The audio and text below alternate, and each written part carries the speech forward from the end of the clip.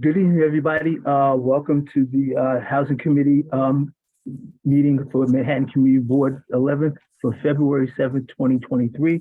My name is John Green. I'm the chairperson of the committee. Before we start the meeting, there's a few ground rules. I said, first of all, the thing is that no one should speak unless they have the floor.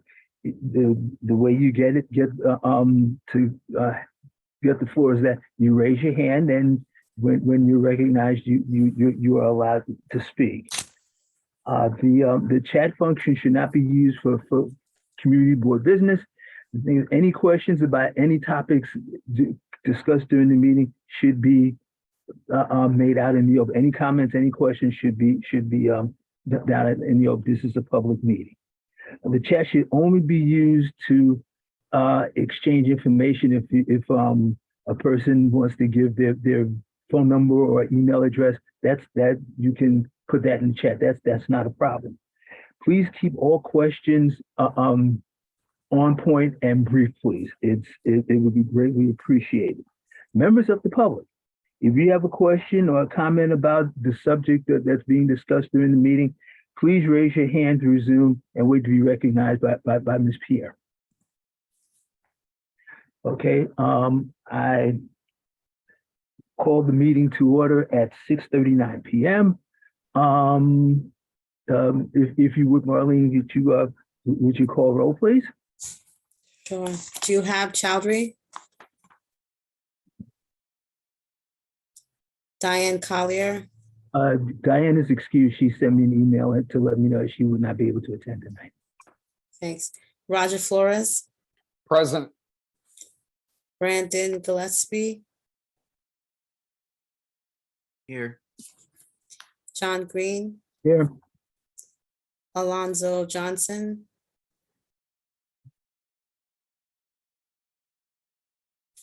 Beverly Pabon? Shalom, present. Claudia Perez? Present. Dawn Sanders? Present. Anne Marie Vasquez? Candy Vivas Vasquez? And Jason Wu. Present.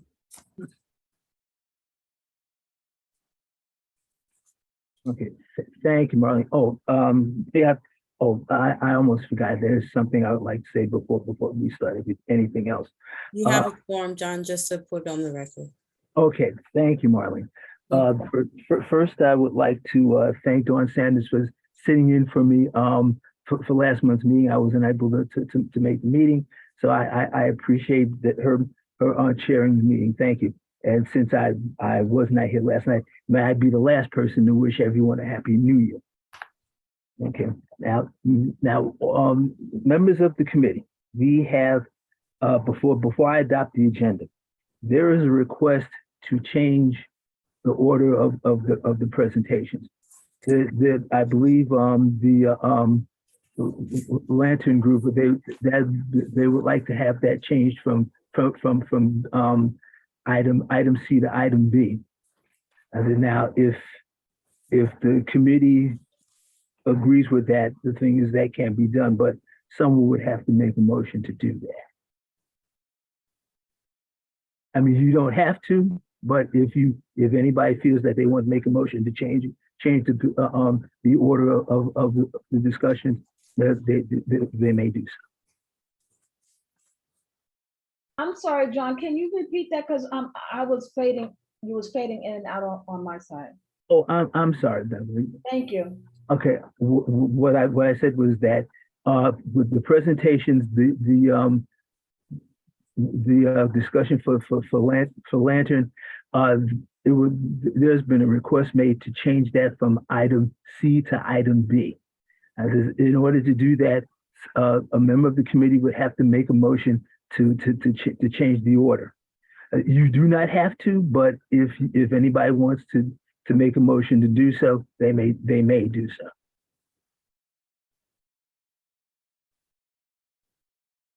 Was that better, Beverly? Yes, John, thank you. Okay. Is there any reason why we need to change it? There's really no reason to be honest with you, but the thing is that it just has to be done that way because that's the order that's in on the agenda. Oh. So that has to be, a motion has to be made to change the order of the presentation.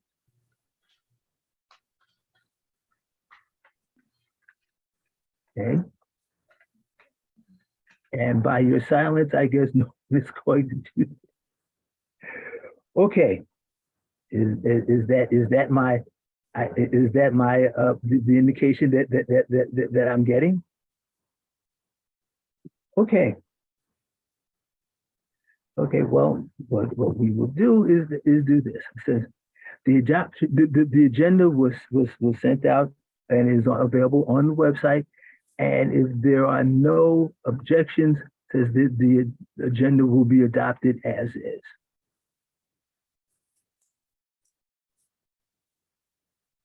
See any objections? I don't see any hands raised. Okay. So the agenda is adopted. Okay. Committee minutes are the same. Oh, one other thing. One thing that I would like to do, I would like to make an amendment to the January minutes. On the January minutes, Roger Flores is marked as absent. He actually sent an email to be excused.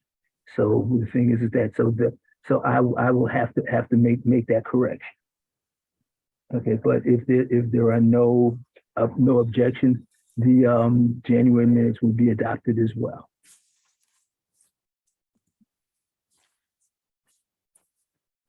Okay, they are adopted. Okay, announcements.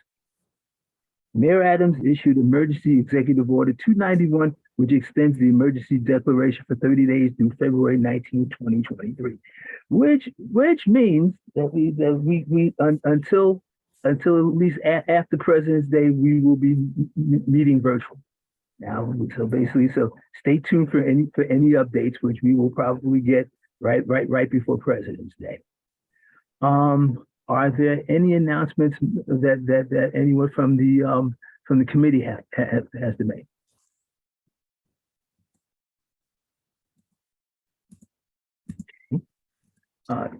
Yes, Marlon.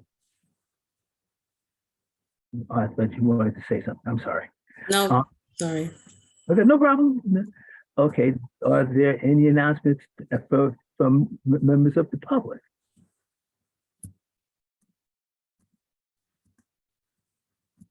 Okay, don't see any there either. Okay, so we can go on to informational updates if there are any. Okay. Here we go. The New York City Housing Authority Permanent Affordability, Commitment Together, Jackie Robinson and Harlem Scattered Sites designation.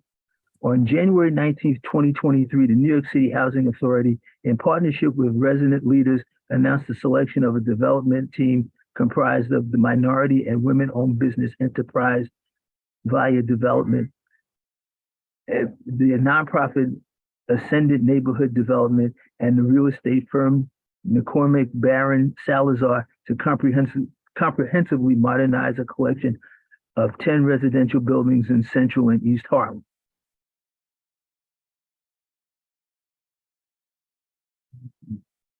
Okay.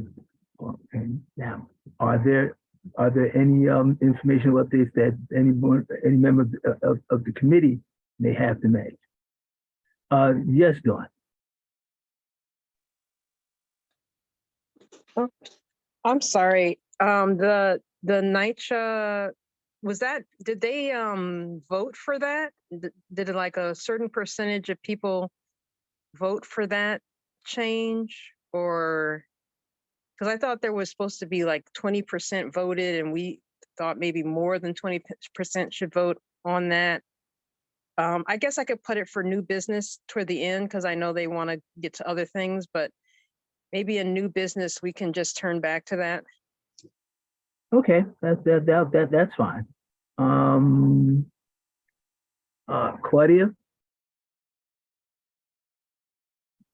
Okay, Good evening, everyone. Okay, so that announcement with those developments and 82 plus other developments that were slated prior to the agreement for 2023, which are 62,000 units, they were already agreed upon and given into the RAD and PAC program. So they're rolling it out right now. And there is not going to be a vote for the 62,000 units, which equals the 82 plus developments that they are forcing into this matter. What is and should happen because of the pushback that happened at Fulton houses is that a working group needs to be created to fight for the residents' rights, though this is happening. And that's what that was. So those presidents and those developments, once you go into the RAD and PAC, once the conversion starts and you ask for a working group, whether you ask for it or not, those tenant leaders, they are not able to speak on what is going on at all. They are hit with a confidentiality clause that they cannot speak to anyone other than the people who are in that room deciding what's happening for the residents. And I yield back the floor because that's what's happening with that. thank you, Claudia. Which, in other words, that's a glorified name for a gag order, I guess. But thank you very much for that information, Claudia. Okay, now, are there any other informational updates from members of the committee? Are there any? Yes, Bevan. Yes, I'm sorry, I did miss some because the computer that I was on just crashed down, so I had to do another location. Ms. Claudia, from what I'm understanding is that y'all are not getting the opportunity to vote on what's happening, and NYCHA is just going through with the PAC for these developments. For the 62,000 units from the de Blasio era that was promised to the RAD and PAC. So that is going to affect all the smaller developments. Like right now, you have Gaylord White, all the UPACas, UPACA 5, UPACA 6, you have Wilson houses, and the larger developments like East River, Johnson, and those developments, they will be wanting us to transfer over to the trust. Those are the developments that the vote is going to happen at before they move forward. But those 62,000 units that were dedicated already to RAD and PAC prior to the 2023 agreement, because we know that it came into law for 2023, even though they passed it in 2022. Those 62,000 units will not have an option to vote. They are just pushed into that program. Wow. I'm sorry, I kind of threw our meeting off track, but Chair, can we come back to that in new business or old business and work on that? Because I feel troubled and I want to know more, but I don't want to take our meeting off schedule. Okay, that's fine. Okay, but are there any members of the public that has any informational updates? John, I'm sorry. Yes, Beverly. When I was going over the minutes, the agenda, I was writing down some notes regarding this issue, and I had like several questions. But based on what Ms. Claudia is speaking about, I agree with Dawn that this needs to be, looked at again, because the fact that the residents don't have the right to choose one way or other is really not fair. you know, these are large developments, and the ones who, I know they want to fix the units up, but I really believe that the residents who's been experiencing the downfall of their community and these developments should have much more to say about what's going on here. It shouldn't be, you know, pushed down their throat or taken away the vote, that they don't have enough people to vote, or only a little bit of people are voting. And it's just not fair. It's just like they people don't want to listen to the residents who are experiencing these hardships and these developments on housing in particular. And they keep giving all this clout and power to developers and these big management companies without the residents who, you know, they're not, you know, uneducated people. They know what's going on, and I think they should have the right to be more involved of where they live at, especially since they've been suffering and experiencing all this, you know, disinvestment over all these years. So I agree with Dawn. We should, you know, definitely see what could be done to either slow this process down or to give the residents more input on what's going on. Well, Beverly, the thing is, from what Ms. Perez said, is that this is almost, I'm not, correct me if I'm wrong, but this is almost like basically a done deal. This is from the previous administration. And it sounds like this is like a deal that was made, and if they can get away with carrying through with it, they are. Now, I'm not sure if there's anything that we can do to stop it, but we can discuss it. That's not. I would just suggest before we enter that conversation, every development that's going to be into the conversion is in the NYCHA housing plan, which is like a dictionary. But you will find all the conversions, they will have all the information of what they're going to do, or as far as infill and everything. So the information is out there. So I would advise people to do that. I'm going to find the link and drop it in the chat for everybody. And because this is a topic and it should be a section by itself. Okay. So basically, the thing is, this is something that should be kind of like carried over, or at least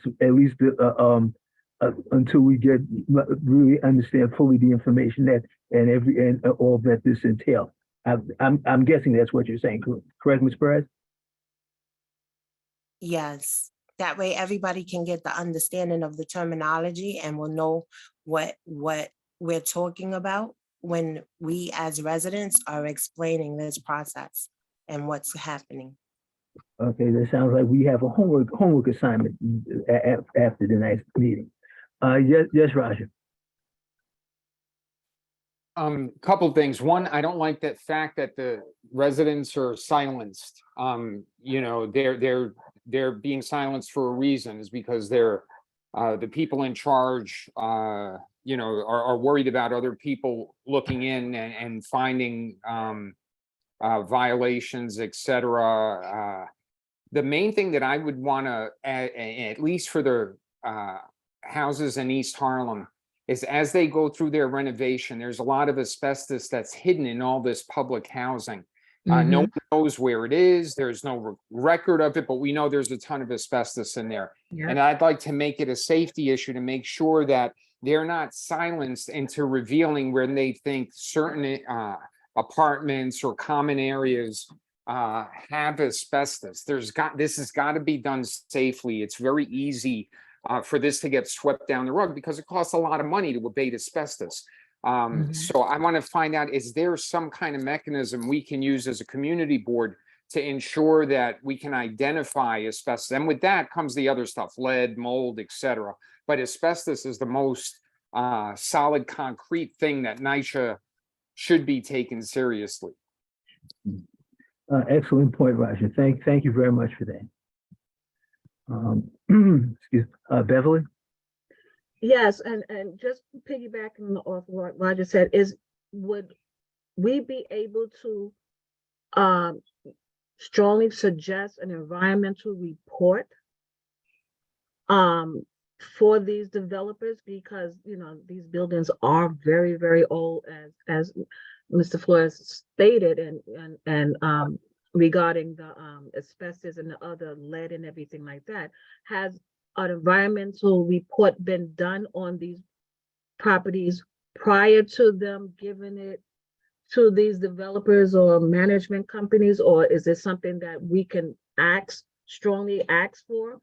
And that would probably give, you know, them waiting for this report to be done, probably give the people a little bit more time to be more involved in getting their voices heard in this situation.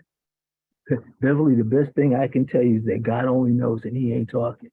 So but actually the best thing that we can really do is, as Ms. Perez says, she's put the information in the chat, and basically what we have to do is do more research on this and make sure that we know what we're talking about when we approach this issue. All right. Okay. Okay. Now, if anybody else has any informational updates? I don't see any hands, so I guess we can move on from here.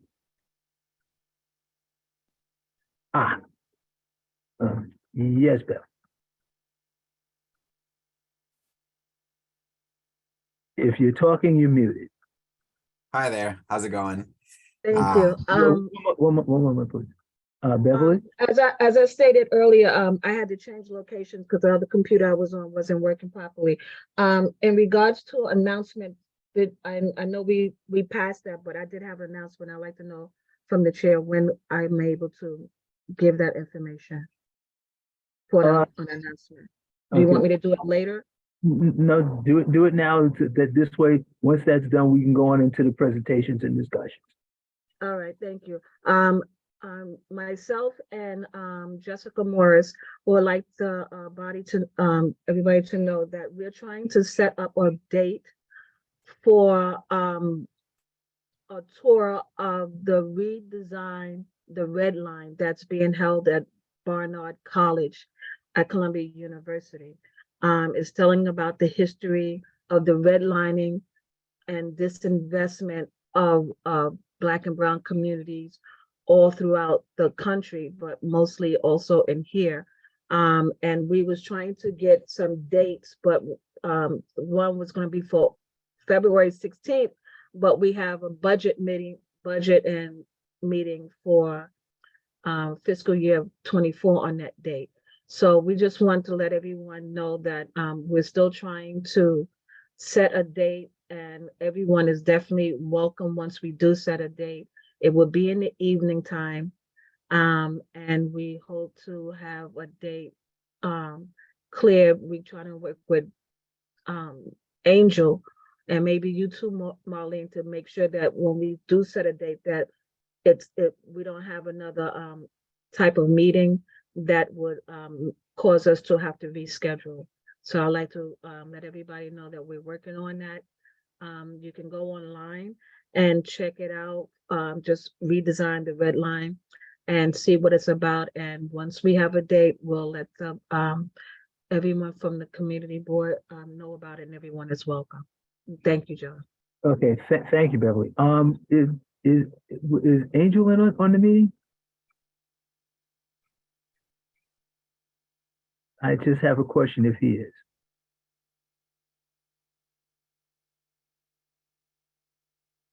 Okay, if he's not, I'll call the board office tomorrow. Thank you. Okay, moving on.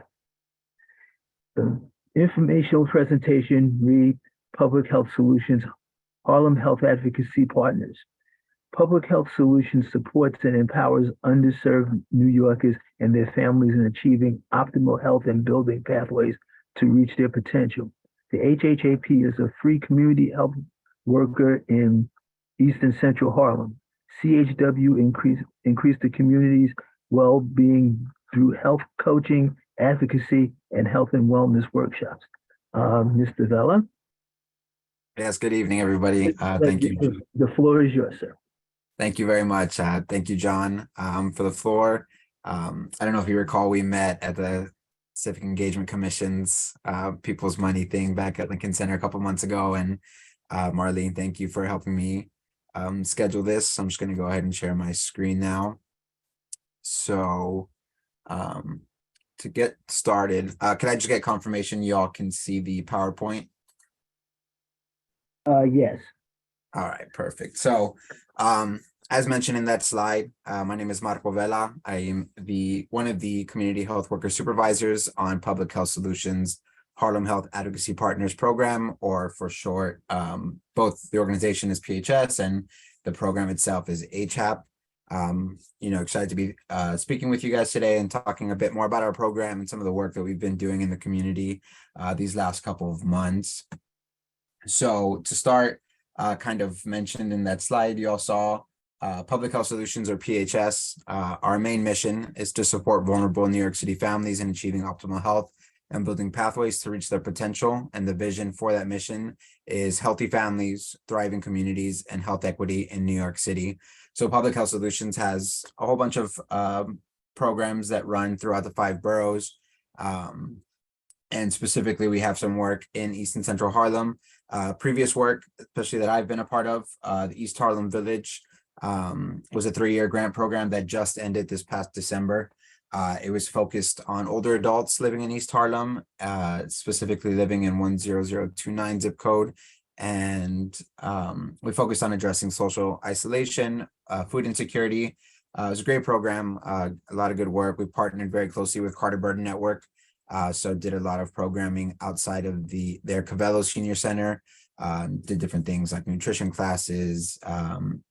We had like technology classes, gave out free tablets. We partnered with New York Common Pantry, a whole bunch of things in East Harlem to help older adults in the community. And then based out of the Health Action Center on 115th and Lexington, our organization also has members of our team helping with SNAP enrollment and assistance in like reapplication, or just finding out in general if you're able to if you're eligible for that. We also have individuals from our health insurance programs to help with assistance in applying for that, whether it be any type of health insurance, Medicaid, Medicare, and all types of assistance with that. So that's just based out of the Action Center. And like I mentioned, we have other programs that run throughout Manhattan and the other 5 boroughs. But to get a little more specific into why I'm here, the program that I work with, and all of that. So the HAP program, Harlem Health Advocacy Partners.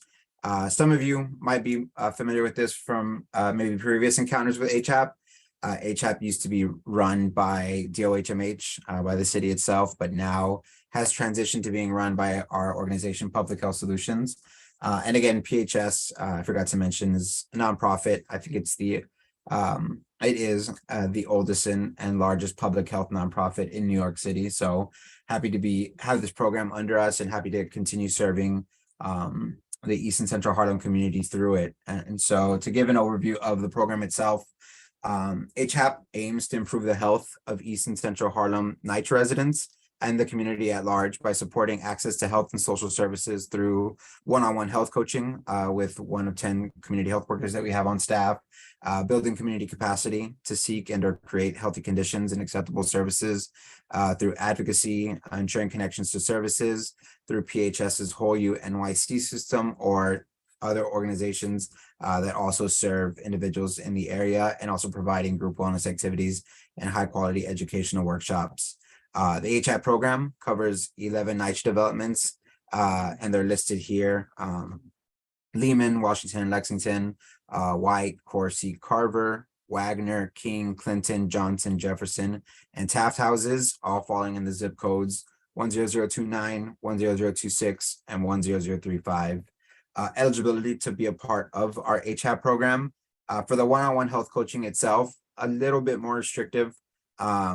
So the individual has to self-identify that they're a NYCHA resident. We don't do any, checks on that. As long as they say they live in one of the 11 houses I mentioned above, we're able to enroll them in one-on-one health coaching. And of course, they have to be 18 years and over. And then for our group wellness activities and just general advocacy campaigns and workshops in that nature, as long as they're 18 and over, and a member of the East and Central Harlem community, they're able to participate. And in there, you see in parentheses, self-identify. So again, we're not checking residencies. If someone comes in and they say they spend, their day in East or Central Harlem, whether it be for work, whether it be for school, or their doctors are there, what have you, whatever reason, we're more than happy to have them involved in our programming and continue to build up the community for better health outcomes through our programming. And so kind of things I've touched on here, our program objectives have 3 focus areas. One is the health coaching that I mentioned. So peer health education coaching supports to chronically ill residents in need of connections to social services. Some of those services are SNAP, job employment, blood pressure screenings. So the sessions themselves, when a community health worker will meet with these residents that they're having one-on-one health coaching with, they'll include baseline and follow-up assessments. So just kind of a rigorous questionnaire, kind of checking in where these individuals are at in different aspects of their life. They'll go through disease-specific learning modules. So given what kind of chronic condition the resident participant is facing, their community health worker will walk through these specific learning models with them. They'll also set and work on health goals that the resident participant wants to set for themselves. So it's all about what the resident participant kind of envisions for themselves as a better life, and the community health worker works with them to achieve those goals, and also set an action plan for that over the course of 6 months. So at the end of 6 months, the resident participant is considered graduated, and hold like a quick little ceremony for them individually, and continue to have them be a part of our other, general health and wellness programming once their one-on-one health coaching is done. And so our community health workers are trained on core CHW competencies. So once a year, they're kind of trained by this professional in the area of community health work, and receive these core competency trainings, along with these chronic condition specific trainings around asthma, diabetes, hypertension, mental health first aid, and all these trainings are done through external groups that specialize in these areas. Second area of focus for our HAP program is community engagement and advocacy. That's kind of an area that I work more closely on. So we build external awareness of program and grassroots advocacy, social justice tactics to build residents' capacity to demand healthy conditions and appropriate services. But really, we hear what concerns the community has, and build our campaigns and engagement around that. And so it's very focused on what the East and Central Harlem community says they want to learn more about, says they want to have some action on, and we take to that. And I'll speak a little bit more on something that we did in the past couple of months to address something of that nature. And then a third focus area, as I mentioned already, group wellness and educational workshops. So all our community health workers facilitate and support educational workshops and group wellness activities, such as in-person and virtual walking groups, and other health workshops outside of the chronic conditions I've mentioned before. And we typically collaborate with partner organizations to perform those workshops, since they specialize in specific areas. One example I can give, there was a NYCHA development, and the residents there were specifically asking for more kind of cancer awareness, cancer education workshops. And so we reached out to Memorial Sloan Kettering, MSK, to see if they, offered any type of educational workshops to that nature. Thankfully they did, and we had a doctor come over to that development the next time we had an assigned date there, and provided a cancer awareness education workshop, and it was well attended. It was well received, and just speaks to what I mentioned when on that second focus area, when our residents and the community kind of let us know what their areas of concern are, or what they're seeking to learn more about. We seek to bridge that gap and bring that information to them, so that they can be, better prepared for those areas of health issues, or just general knowledge in those topics. And again, as I mentioned, I was going to get to some more recent HAC community activities, especially around kind of community engagement and advocacy. So we partnered with NYC Smoke Free, which is another public health solutions program. I believe either this housing committee or the Community Board 11 at large had previously heard from them last month. But we partnered with them to provide screenings of a documentary called Black Lives, Black Lungs, followed by discussion about that given issue. And so the screening went through how menthol cigarettes were disproportionately targeting African-American individuals to be their main consumers. And so because of that, you know, there's all these disparities in smoking related illnesses, just consuming of menthol cigarettes. And so residents who participate in these screenings and discussions really took to it and in the conversation itself. They expressed concerns about the smoking taking place in their communities, specifically because we were showing these screenings at NYCHA developments. They voiced how even though NYCHA's gone smoke free, they still have you know, neighbors or people coming by the developments smoking outside, and the smoke coming into not just the building but their homes, and it permeating just their living areas, and having a concern with that, especially those that have chronic conditions like asthma. And then an adjacent subject to that talked about, you know, the increase in marijuana smoking around them and how that was a big concern to them as well, especially because they saw more of the youth kind of taking to that specific product of smoking. And these residents also in their discussions, you know, they desire for our programming to be taken to the youth of the community to expand the reach of the education itself, but also, you know, voice the concerns and how they wanted, you know, local government and government at higher levels, you know, the state and whatnot, to take to these issues and make change so that future generations and the current residents could benefit from healthy outcomes and a reduction in smoking. And then on kind of a culmination of these screenings, we came together on November 17th, which is considered the Great American Smokeout Day, and had a community walk. And so we had several community members come together and take a pledge to either live a smoke-free life or make strides towards smoking cessation. And so kind of walked around the block of our home base, which is the Health Action Center that I mentioned earlier. Yeah, had a good turnout, and it's definitely something we want to build on. It's something that I wanted feedback here today, hopefully in discussion after this presentation, of if you guys think that is an issue of concern, smoking in the neighborhood, disproportionately being targeted, the residents of East and Central Harlem to smoking, or any other areas of concern that you would like for, you know, this HI program to take on in future advocacy efforts. And so I'll put this information in the chat as well, but to finish, if there are follow-ups, either for just more general information, or you had individuals who lived, if you yourself or family, friends, community members that you know live in NYCHA that you think would benefit from this, are interested in this, you can send referrals or reach out to the general program email, which is hap@healthsolutions.org. You can reach us by phone at the general program number 646-619-6737. And again, our location is the East Harlem Neighborhood Health Action Center, which is at 158 East 115th Street on the corner of 115th and Lexington Avenue. Again, my name is Marco Vela, one of the community health worker supervisors on the program. My personal email number there, and I will put this in the chat box. But as I exit sharing my screen, again, I just want to say thank you to all of you for allowing me to present and share this program information with Community Board 11 Housing Committee.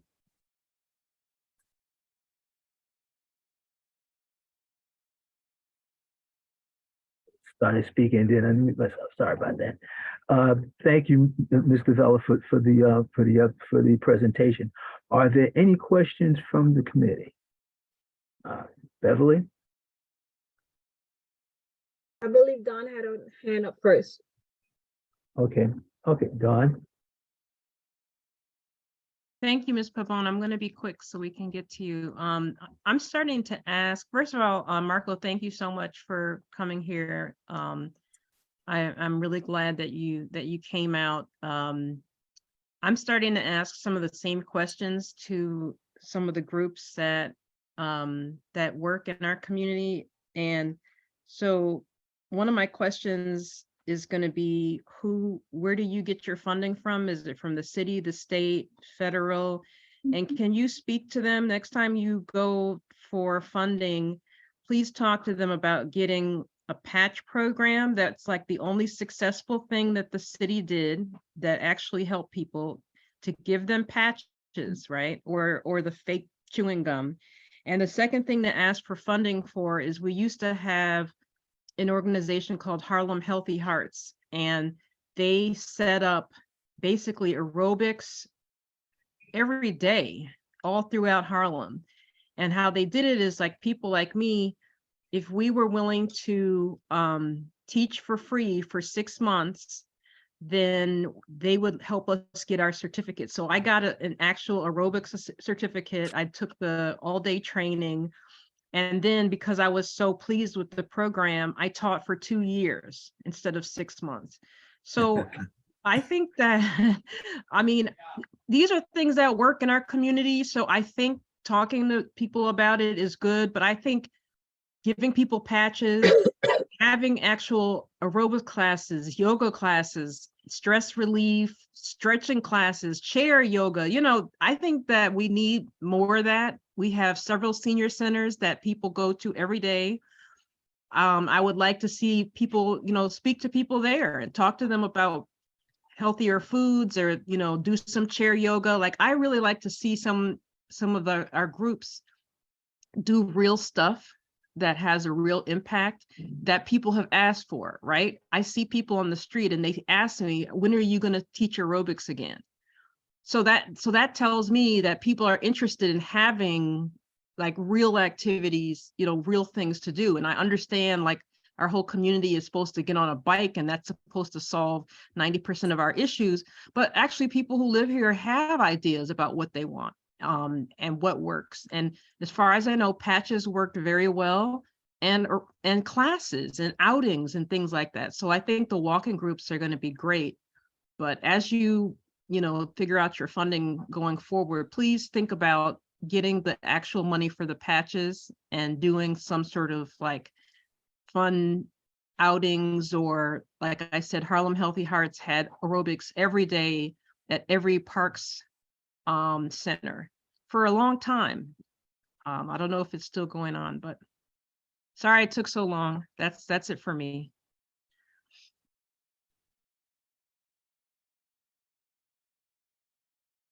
So I apologize. My question is, where do you get your funding? Sorry. Yeah, sorry, no worries, and thank you for that, Don. We get our funding from the city. So it was a city-run program. I'm not aware where they had their funding previously, because the program was in existence for 8 years, and then for whatever reason they decided to turn things around and kind of outsource it to a community-based organization, and Public Health Solutions won that grant, and so now we have it for 6 years and funded by DOHMH. Thank you, Dawn. Beverly? Yes, thank you, Mr. Villa, for the presentation. And I understand and do agree that the health of the community is a very important aspect of our community that's very much needed, especially with the things that Dawn said that we probably need for outdoor or indoor exercising, aerobics or whatever, and the patches. Seeing that this is a housing committee, my question is, how does the housing, all the programs that you have, do you see a correlation between the health and the housing of what they live in? And do you have any type of advocacy programs to help in that? My second question, okay, about the program. The second question is regarding funding for something that's probably definitely needed, that you made mention of everybody now smoking because of the new laws regarding marijuana. Are there any instruments or devices where people can use like a filter system or HEPA system within their household to clear the air that they having that's coming from other areas. Because marijuana smoke is going to be something that's going to be permeating in the houses for a while to come, now with these new laws. So I think that because it's going to be a while before within our community that we're going to see any data on how this new marijuana is going to be affecting people within their households and within their houses and their communities, that there's some type of instruments or mechanisms or devices that can clean the air, especially in the NYCHA projects. Even though there's a no smoke area, smoke is still coming in, as you mentioned. And I yield the floor to hear your response. Thank you.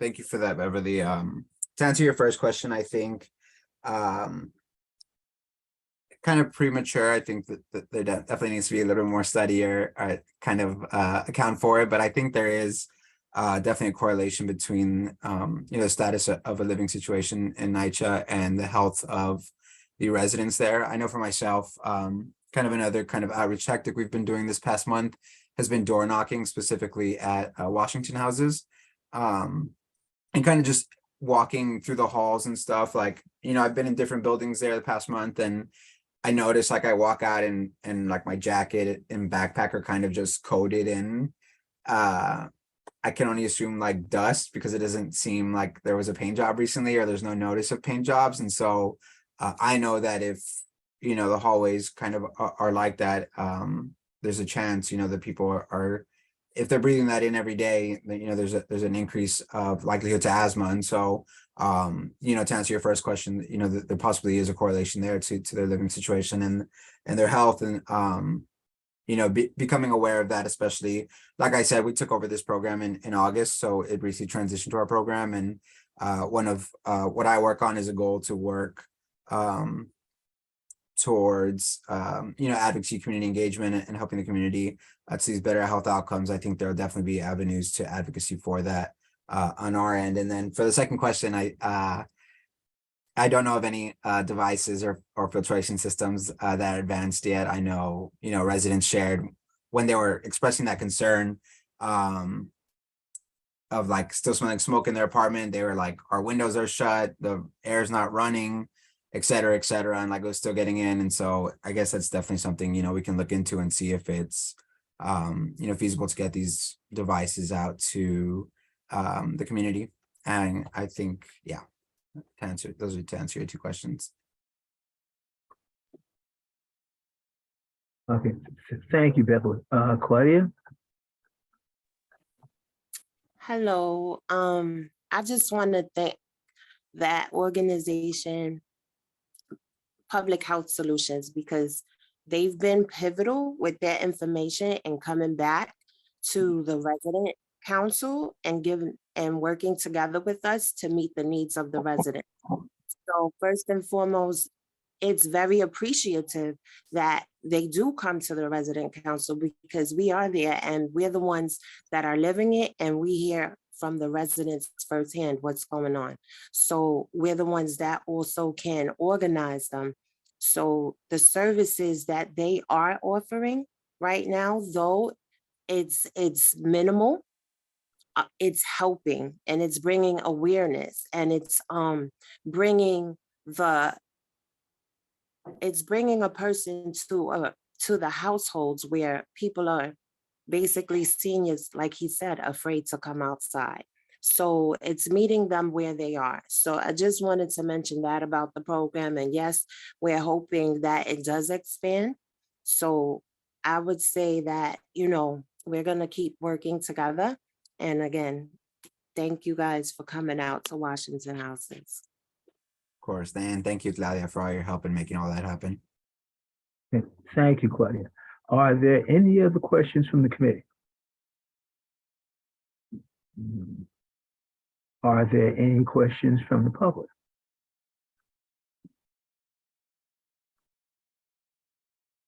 Okay, Mr. Vella, well, thank you very much. John, I've got a question. Okay, okay, Jessica. Thank you. Sorry, it's more of a comment than a question. And I'm not sure whether I'm a member of the public. I'm not a member of the committee, but I am a member of the board. Thank you very much for your presentation, Marco, and your incredible work. I'm just going to put a note in the chat if you're in this space and doing this work to recognize that there is more and more growing awareness about how critical the connection between housing and health and wealth are to communities who have long suffered some of the effects of disinvestment. So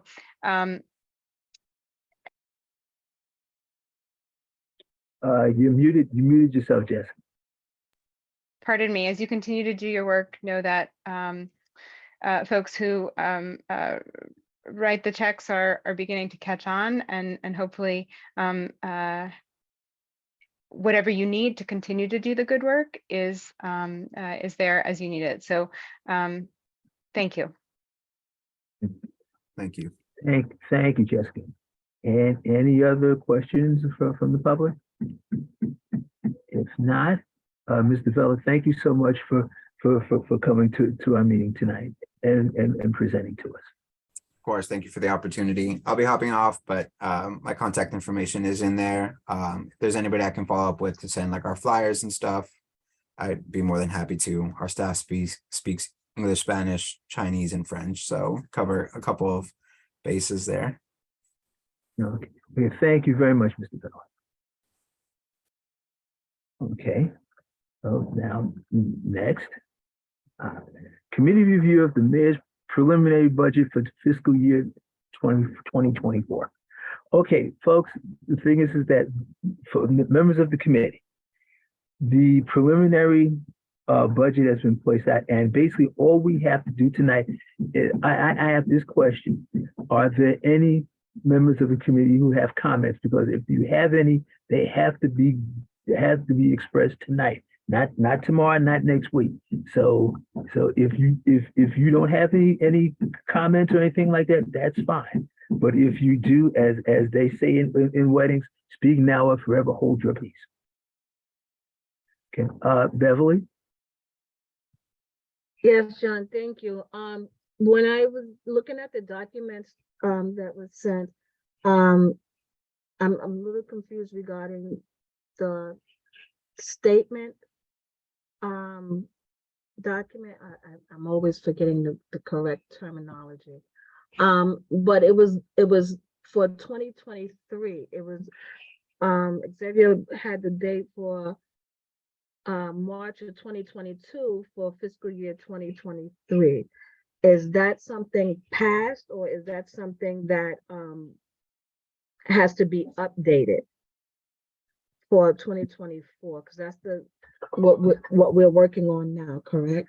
Yeah, we're working on budget for fiscal year 24 that starts July 1st, 2023. That's a question I'm not quite. Marlene, I'm going to request your assistance here. It's fine. It was given to you all as an example of what the response to the preliminary budget would look like for fiscal year 24, to answer your question, Beverly. So if you have any comments for the preliminary budget that was given to you all via email, that's what John is asking you for tonight on the floor. Like I said, speak now, forever hold your peace, and it's okay. I mean, Yeah, because we're not finished with this yet, not by a long shot. So if there's no comments and no questions or anything like that, that's fine. okay, And go ahead. And so the thing is that, like I said, if there's no comments or questions, that's fine. We can move on to our next topic, and that's okay. But we're going to have to say things and do work on this for the next 5 months. So we're not even close to finished. Okay, so I guess I would like to make my comment, like again, I'm always advocating for home ownership. I don't think there's enough home ownership programs um, future ones or even the ones that's in the past that has been very helpful for people of our community. I know for the under the TIL program, it's only like 2 buildings that's left within our community that hasn't joined that ANCP program. And so I know that we've advocated and we're actually not in the top 10 for budget requests, but with number 11, which we moved up 2 spots. I really think that we should advocate more for home ownership. The home ownership in East Harlem is very, very, very low. And I think that being such a large rental area, we're at the mercy of developers and management companies and the high rents. We need to have some type of alternative to rentals that to kind of balance or bring down even the rentals that's coming over here. New York City right now, rentals is higher than anywhere in the country. But if you keep doing rentals, you're at their mercy. So I think that our community should advocate more so for home ownership be very creative, not just for people who's making above 80% of the AMI, which always changes each year. So people that's making 80,000 on 2017 is not even at the 80% anymore of the AMI. They're down at the 60 and 65% of the AMI. But we're still doing a lot of housing for rentals. We need more programs to offset the rental dominance that's in our communities for home ownership. And I think that's something we should advocate for, even with the 2024 budget and the 2 buildings that's definitely still in the TIL program that wants the TIL program as they've been waiting for and working on for the last 25 years. And I yield. Okay, thank you, Beverly. Now, for me, the only thing I would have to say is that, and it's not a complaint or anything like that.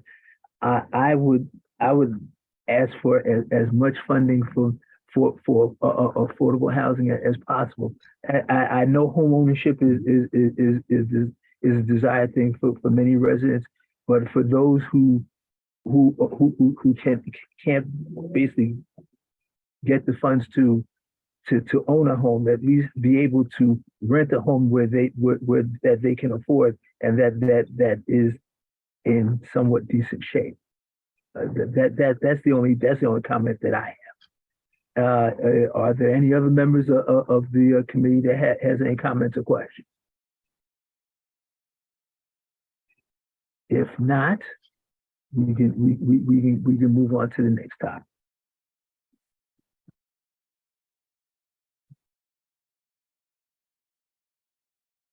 Okay. Discussion on concerns about the Lantern Organization's management of 2 supportive housing properties, Prospero Hall, 111 East 118th Street, and Schaefer Hall, 117 East 118th Street. The Harlem East Block Association and Lydia's Magica are representatives from those organizations here.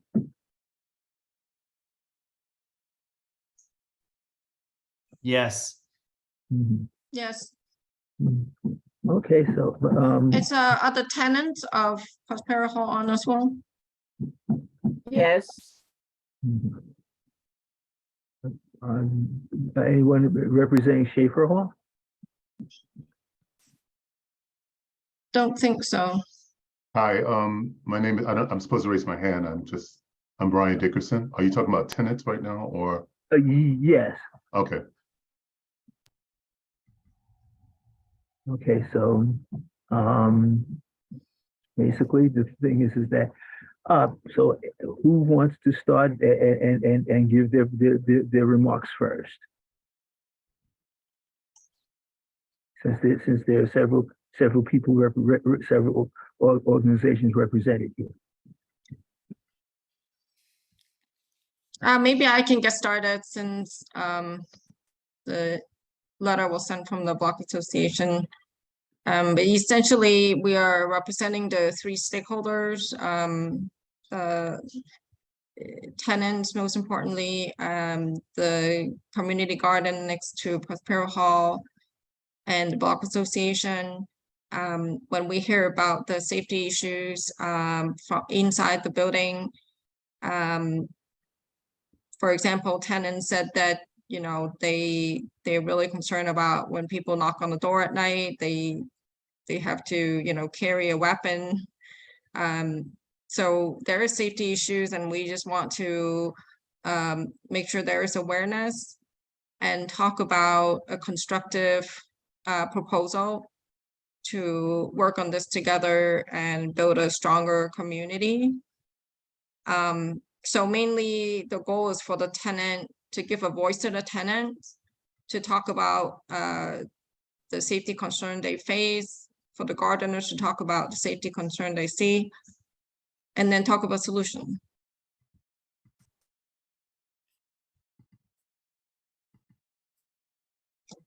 So maybe I'll pass on to the tenants to speak. All right.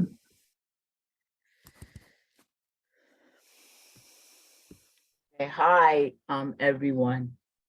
My name is Pat Martin, and concerns in the building is that there are quite a few drug pushers who are living in the building, and they're making the tenants feel a little uncomfortable because I think, I don't know if you all are familiar, but we've had quite a few drug overdoses in the building. Sometimes I don't know if they're the buyers or the sellers, they're in the lobby and they give the security a hard time. We've had instances of folks knocking on our door in the middle of the night because they're at the wrong apartment. Sometimes they're congregated in front of the building. Now, everyone deserves the right to have a place to live, to have a roof over their head. However, what we're feeling is that there should be a bit more, how would you say, screening for those who are moving into the buildings, because as well as those who are suffering from the addiction, and addiction is, it's a illness, it's a sickness, and we understand that, but we also deserve to feel safe in our living space also. And that's all that we're asking, is that consideration be given to those of us who are not of the part of the community that is selling drugs, using drugs, but we want to live in our environment and feel safe in that environment also. I know that some tenant meetings have been taking place, and we thank you for that, Brian, for stepping up and listening to what has to be said. But where do we go from here so that we can all feel safe where we live?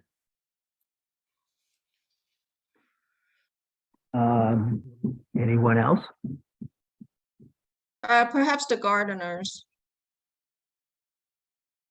Hello, my name is Sean Hill. I am the garden coordinator for Lydia's Magic Garden, which is immediately adjacent to Lantern Organization's Prospero Hall.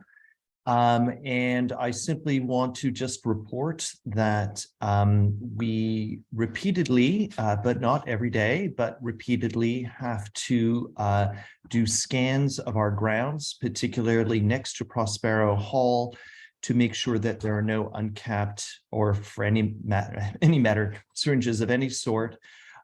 We typically find that we pick up uncapped syringes. There's often soiled undergarments. We found sanitary products. There is someone who is very fond of peach vodka that throws the little airline bottles out. That's the least of our worries. But ultimately, the problem is that for our gardeners, we cannot simply enjoy the garden and assume that the garden is safe when we walk in having unlocked the gate. We have to instruct all of our gardeners that every time they open the garden, they have to do a patrol walk next to Prospero Hall to check for sharps, to check for soiled underwear, to check for cloths with blood on them. And this has now become a regular routine. We're not able to simply enjoy the garden as such. The other problem is we frequently have Girl Guides come to the garden. We have children visit the garden, and it is very disconcerting. We cannot even have dogs come to the garden because of the fear of stepping on syringes.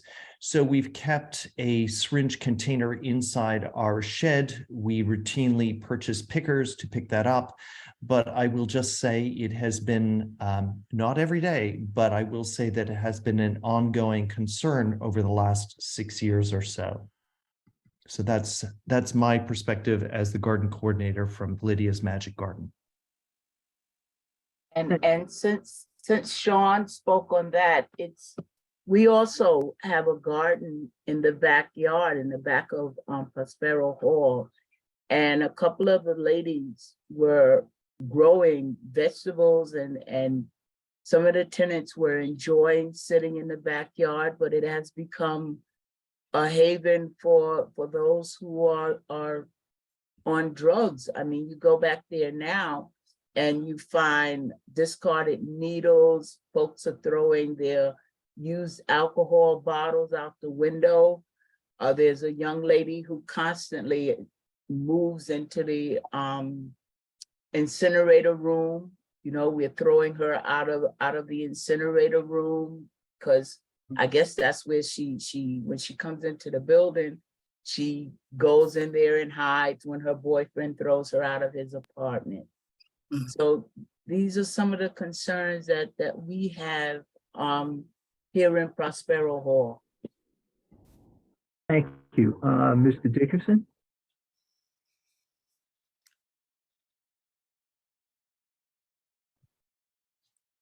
If you're Oh, talking. I can wait till everyone speaks.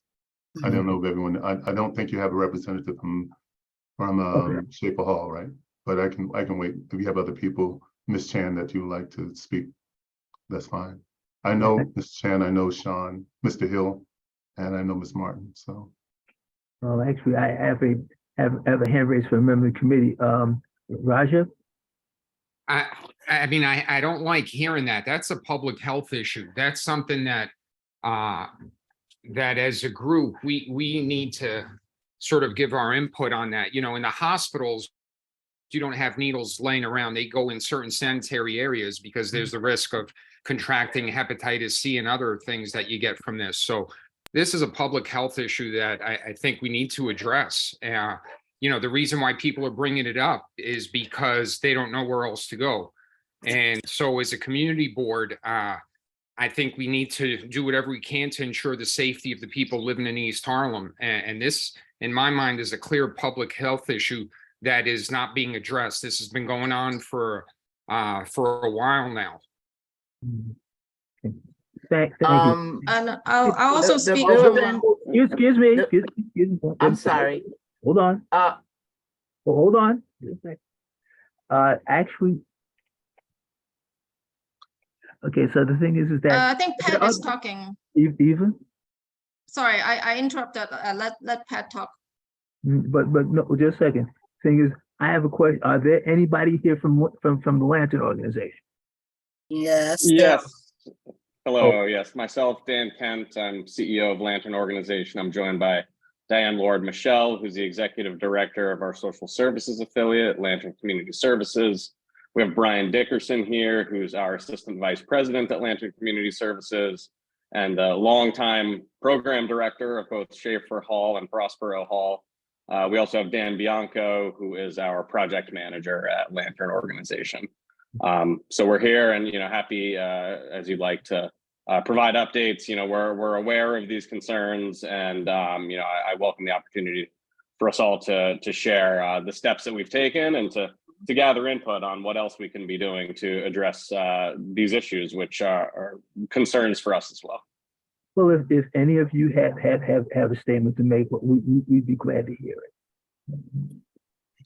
Great. So I think first off, I can give a kind of overview of some of the steps we've taken. We have been made aware of the issues with the needles being thrown into the Magic Garden. We have needle drop boxes in all of our refuse rooms, and we've encouraged tenants to use them. We've notified tenants that it is a violation of their lease agreements to litter outside of the window. Any litter outside of the window is a violation. And we have asked our building superintendent to make daily sweeps of the area outside of our building in the Magic Garden, in addition to the cleaning work that they do in the front of the building and on the sidewalks. And we are working to identify the tenants who are responsible for causing this issue, and we'll take every step we can to put them in holdover eviction if necessary in order to resolve the problem. So those are some of the initial steps we've taken. I know I want to thank Pat for sharing some of your concerns. I know Brian can speak in more detail about the steps we've been taking to address some of the concerns with drug dealing in the building. I think it's important to note that Prospero and Schaefer Hall are both permanent supportive housing that follow a housing first model. So with that, we do not and cannot reject someone from our housing for using drugs. It's not something that is done in our field, and it's something that would be contrary to our mission. That being said, drug dealing in our buildings is a serious offense, and it is not something we take lightly. We do everything in our power to protect our residents from anyone who is trying to disrupt their recovery and their well-being by selling drugs. So that is something that we work very closely with the police precinct whenever we get a report. When we have verifiable information, we will start a holdover eviction. But it's really important to understand that that process takes time. But it's time that we will put in. We invest the resources, we invest the staff time to try to get that behavior out of our buildings whenever it's identified and whenever we can prove it. So any opportunity to partner with anyone on gathering information about what's going on and partnering with community programs of the local precinct, we are open to suggestions. We are open to anyone's ideas on how we can remove and get rid of any drug dealing in and around our building. Because it's a great concern for us for the safety, not just of our tenants, but also of our staff, our property management staff and our social services staff who, are subject to some of these same nuisances. So I can speak more about some other work that we're doing, investments we're making and improving our building security. We've gotten some grant awards and we're working with a new security consulting service. We're investing in new technology and getting better security guards in our buildings. But I want to stop there because I know I've already covered a lot of what we're doing in case there's any additional questions. Well, Mr. Kent, I have a question. Sure. I've heard about that you were talking about having an advisory board. So what is of whom is going to be the committee will be made up of, and what about what's the progress on that? Informing an advisory board for the building? Yes. Not exactly. Are you speaking of a community meeting or when we have our tenants come down to discuss with us? Are you speaking of something that? Because that would be a great thing, because It's Mhm, it's a collaboration between management and residents. Okay, got it. That would be great. Yeah, we are having, Absolutely, yeah. So Brian can speak. Brian, you want to share a little bit about Yeah, some of the we- tenant we- meetings you've been having? Yeah. we've been having community meetings, and most recently, and we have all of our like in-house stakeholders. We have Danielle Kroll, who's our Assistant Director of Community Health. We have a health program as well. And actually, we're working here. We're at Prospero this evening since we met with Ms. Chan last. And we're actually in Prospero working into the evenings until we're working on hiring evening staff, but we've been covering like 2 to 3 times a week. Some of the programs, Tanya, you want to come across? I just had her come over because she's working with me this evening and talk about some of the programs that you. Hello. Hello. Hi, Diane. Hi. Yeah, so we're doing a bunch of programming here. We're trying some new things. We've been doing a lot with peer programming lately. So we have a program that we are working with peer outreach and staff outreach to do COVID vaccination and testing as well as flu vaccination. We just started a program called KEP, which stands for Knowledge Equals Power. That's also a peer outreach-based program. And so that one is focused on harm reduction and also HIV prevention. And then we did also wonderfully welcome back one of our former employees, Sharia Hoffman, and Sharia Hoffman is our Assistant Director of Harm Reduction now. And so they are focused on doing a lot of our Narcan training, fentanyl testing, a bunch of other things that we're doing like that, and including the community tenant meetings that Brian mentioned. But if anyone has any questions, I'm happy to address those. No, I just wanted you to know that we do have programming. We're actively here in response to our last meeting. Like I said, we're working into the evening today, and we've done that a couple of nights a week. So this is, and we have our community meetings. Ms. Martin is able to come to me, she knows, and speak with me. As far as Mr. Hill, I know that the last time we spoke with you, we had started making sure that our people were going out doing sweeps, because we're working with people who are in different in a different place as far as where they are in their harm reduction, right? Some people may be using more than, and then there are people who don't use at all, right? So we're trying to address the importance of, for those people to be able to be more responsible, and as well as help them toward their greater wellness. This is what supportive housing is about, right? We've dedicated our lives to try to help people arrive at their best wellness, and everyone having a humane and place to live, a place that gives them self-respect. And we want to respect, and this extends not just for our tenants. We're here because not just for our identified clients and tenants, but for the community. We want to be good neighbors, right? And so we are working on this to help people achieve their goals and to be able to overcome their substance use. I don't want to say addiction right now. We change that word, avoiding shame. So those are the kind of things. I don't want to ramble on. I think Diane might want to say something. Did you, Diane? Just really quickly, couple of things. And we can talk more, and we're certainly open to many stakeholders, whether it's Lydia's Magic Garden or East Harlem Block Association, electeds, whatever. This is we have been doing this work over 25 years, and our work really is to find housing-based solutions to homelessness.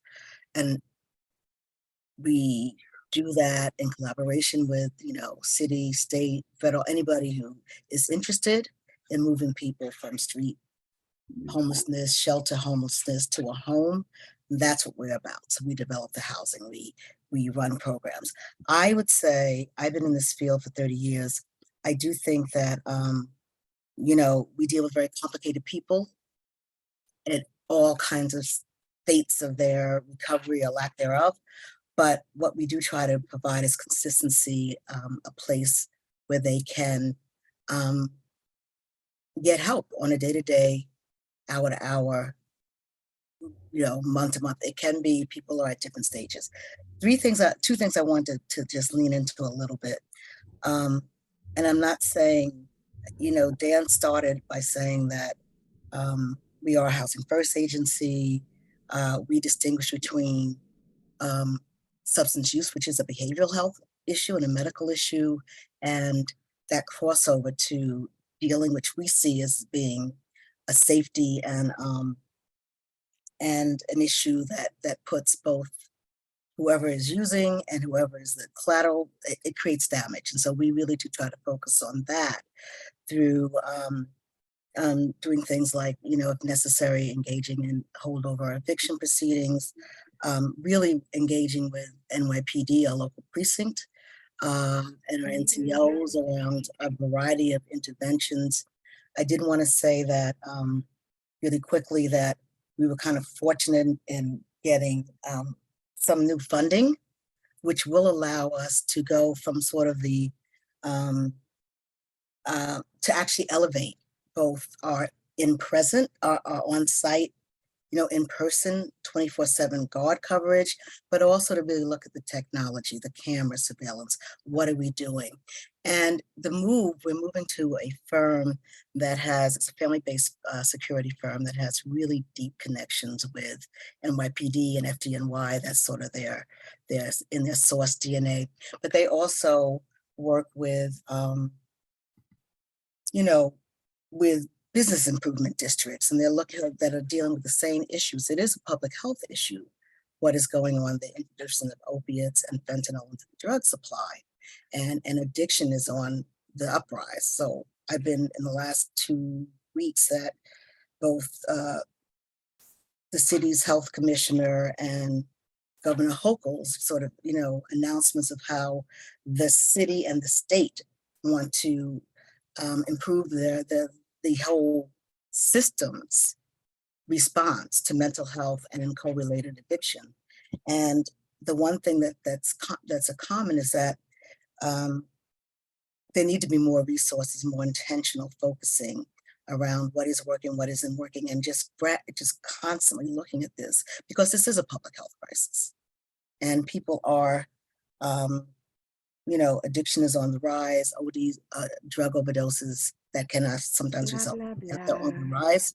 And so I'm just saying that we operate in the context of a larger public health, and we really do try to do both, one-on-one as well as really looking at what's working with our funders, with our peer organizations who are doing the same kind of work.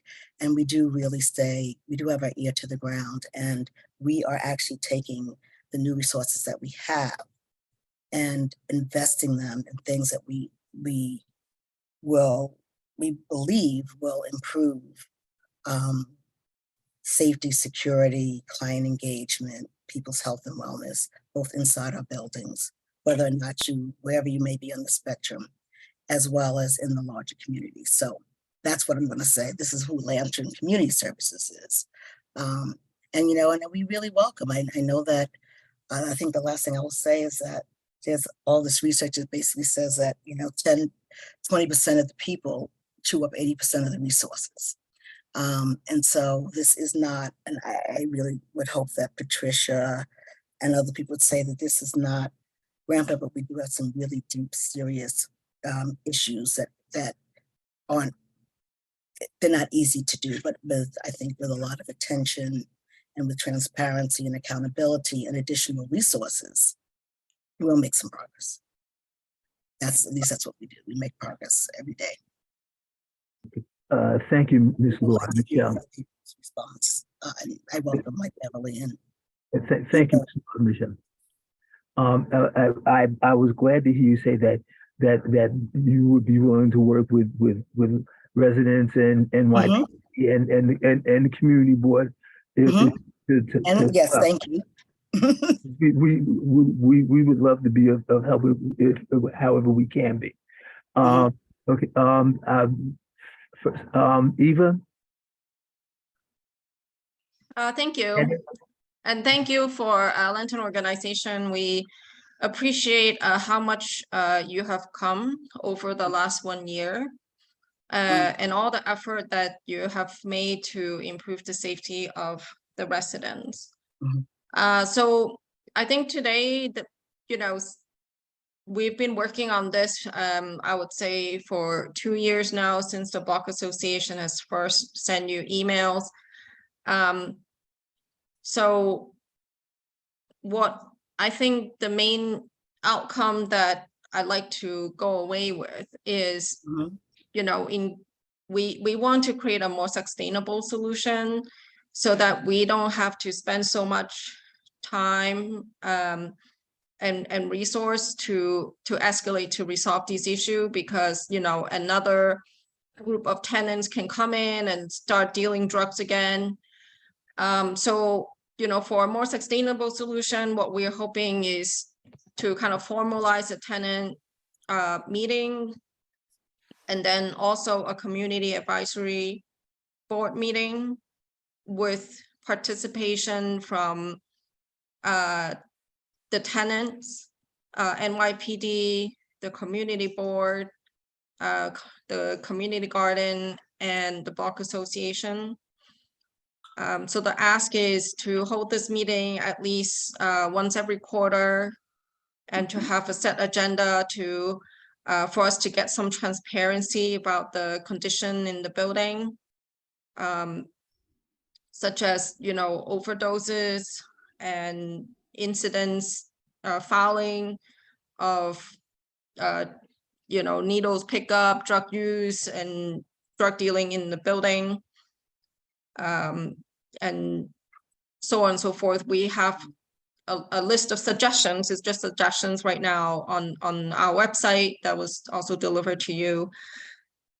So I want to see if you would agree to that in here, to create the community advisory council. I can say it's certainly something that we're open to. I think it warrants further discussion about how it would be administered, how it would be structured. But I welcome the opportunity for us to have quarterly meetings to discuss the progress we make with many initiatives that we outlined for this group today, but also, if there's an opportunity for information sharing, for solution sharing, because we know, the issues that we're dealing with at Prospero and Schaefer are not unique to Lantern. It's a nationwide crisis. We've been participating in an addiction task force led by Councilmember Richardson Jordan's office, and we're open to a community advisory board around our buildings, but we're also open to participating in broader discussions about how to pursue solutions to these challenges neighborhood wide, because it's not something that we can solve alone through our own buildings. We're going to do our best effort. We're going to move forward on everything we talked about today, and we're open to any other ideas that folks have. I have some but we ideas, know so that this is. I don't know if the chair is going to have the committee ask the questions. Done. Just one second. Mr. Kent, were you finished? Oh, yes. Okay. Thank you, Okay. So there's a hand raised. That's why I said that, Dawn. Beverly? But my hand has been raised too. It's Oh, brown. I didn't see it. Oh, that means I'm going blind. I'm sorry, Dawn. Go. I don't want to have to change my hand color. No. Go ahead, Chad. Go ahead. When you're talking about ideas, I think we do know some best practices already. And so I'm so glad that Eva brought this to us, because I do believe this is something that we should be hearing from the tenants and from the owners and the operators of the building. So I think this is definitely the right place to bring it. I think I myself would like a tour of the property and the surrounding areas. We have done that through the housing committee and also public safety, which is where I'm at. Now, the bad news is from the public safety perspective, from the NYPD's perspective, they are not going to take over this issue. What I heard was 24/7 guards and cameras. That's what I want to hear more of, because those are the best practices. Those are the things that work. Because so for me, hearing what's happening and hearing Pat Martin, for me to know that Pat is living in a building where there are people who don't care whether she lives or dies, that don't care whether they kill other people in that building. That is not, I'm not sympathetic to people like that. I just want to put that out there. There are people who are threatening the lives of other people in the building and around the building. And that is not something that we can sit on. So when you go for your funding, like I told the previous group, make sure that you get some real funding to have some real security, because if the people I know and care about and love, if their lives are at stake, have a live-in person, have a person live in there and then see what it's like to live there and stay overnight. You know, it's good to stay late, but when you get to leave and go to your home, you don't see what's happening in the middle of the night. So I don't want to go too far with that, but you know, I am really, really serious when I say, and this happened at, I think, 163 on 126th Street. We've done some tours with them. If you're not going to get the security and the cameras and get it together, you are putting the lives of everybody else at risk. And that is not acceptable. I don't care what other people came there and they're going through. I'm thinking to myself, Pat Martin is walking into a dangerous situation every day. And she's risking herself to come here and tell you, because these drug dealers, they're looking at us. When we come to meetings and we talk, there's a chance that they could retaliate against us. So this is, we need to do a lot more than putting together a community advisory board. But I thank you, Eva, because Eva is a very good diplomat, but you got to do a lot more than this. Harlem East Life Plan, which is on 123rd. Now, I don't live at Taino. I can't speak for them. They are a person who goes into the community. That's a good neighbor. You go into the community and you kick people out of the corner store and you kick people off the corner and you stop people from appropriating in front of your building. That's a good neighbor. You have to be willing to go out into the community and grab your people, bring them back in, or deal with them on the spot. Like, these are the best practices, like talking about it and meeting about it. We're so far past that at this point. So that's all I have to say. I'm sorry. I was very passionate, but I had to say what I had to say. Thank you, Dawn. Thank you, Dawn. I kind of wanted to hear from Beverly, and then we can address. I just know that time is getting short. Beverly? I leave it to the chair to kind of facilitate. Yes, thank you, everyone. Yeah, this is a great concern throughout the whole community. As y'all stated, that the drug use seems to be increasing, then dwindling down, and the safety of the residents needs to be a top priority. My question, I'm not too familiar with that building and the surroundings, so I agree with Dawn. I would definitely like to have a tour, or maybe on my own day, just look at the area and have a tour of the area. Now I know that one of you stated that the program that you have is for people of residents who are probably using drugs, not everyone, but are drugs using substance. I don't want to be input like in speaking on how to categorize it, but do y'all give them Narcan for the individuals within their houses, or would that be something that could be for each apartment that people who's using, that you give them a kit, like a safety kit?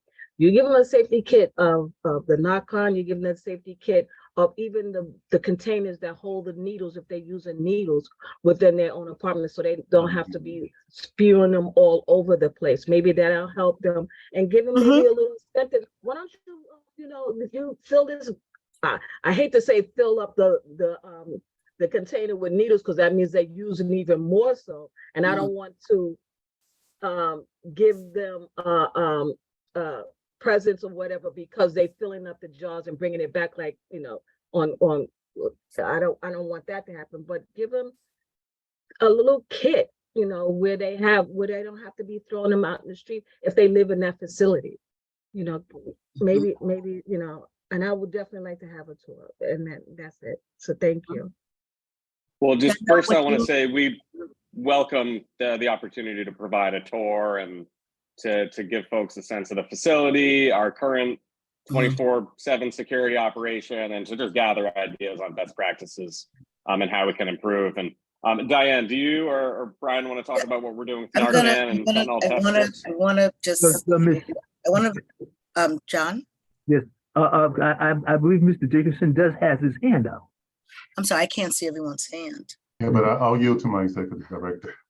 Oh, Dickerson, okay, yeah. Yeah, you No, I was just want gonna say, I'm gonna actually pass the baton to Danielle to talk about things like Narcan, fentanyl strip, things that we hope will save lives and reduce the harm. And I think that those are all excellent, you know, and practices, and we are doing that, but we're leaning into it. We're learning how ways to be more efficient and to be more targeted about that. So I'm gonna leave that to Danielle, but I just have to say something, and I know people do it all the time, but it is my pet peeve. And even though Dan, my colleague Dan said it, I don't run a facility. I don't provide services in a facility. I provide services in people's homes. That is to me a big distinction. And I don't care where they came from. I don't care if they came from Avenue or whatever. It's not a facility. It is a home. I'm sorry to do that, but it makes a difference. And it really, these are people's homes. And some of our, like I said, we deal with complicated people with complex lives, but they're still people, and this is their home. And to you, Ms. Martin, this is your home as well. And so we do make a distinction between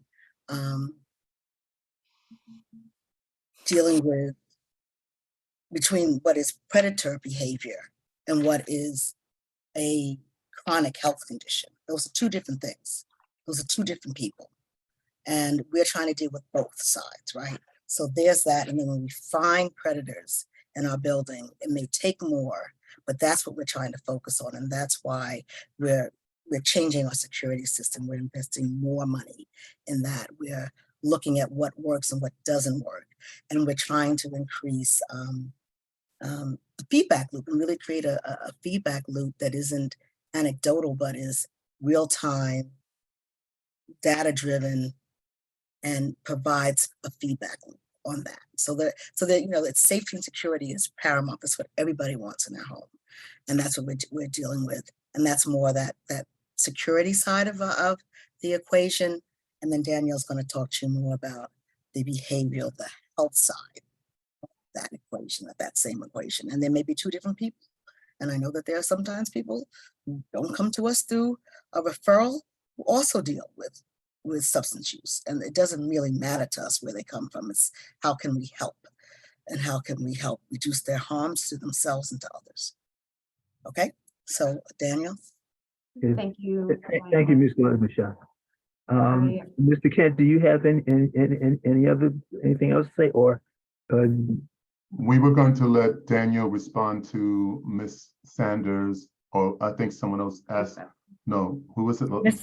Miss Beverly. Yeah, about yeah. the kits and so that's what she was saying. Is that okay? Okay, that's fine. All right, thank you. So Beverly, I just do want to address some of the questions that you had during your time on the floor. So we do provide Narcan training. Several of our staff are Narcan trained in all 19 of our sites. So we do have Narcan on hand. We do provide training for tenants who wish to receive training. Each of our staff has Narcan in their office. We have Narcan in our security booths.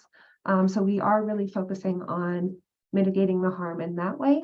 We do also have fentanyl test strips on site, so people can test the substances that they're using to prevent fatal overdoses. That is something that we are also really trying to work on. We have some safer use kits to help with preventing wound abscesses and mouth injuries, that kind of thing. And also we are trying to make sure that all of our programming is evidence-based. We do have sharps containers on every floor.